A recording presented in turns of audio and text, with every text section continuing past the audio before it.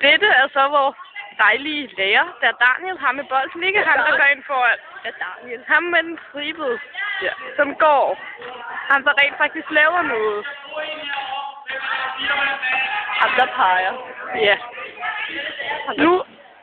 Nu er han så den eneste i billedet, så nu kan I ikke være i tvivl om, hvem der er.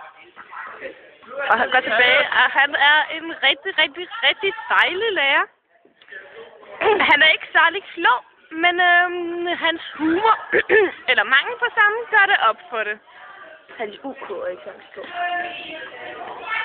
Og det er Amandas heller ikke, kan I så høre. UK. Og jeg skulle ikke have sagt det.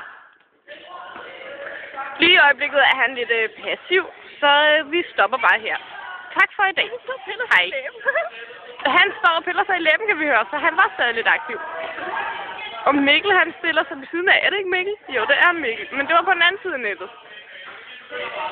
Og vi stopper nu, inden han opdager noget. Tak for i dag.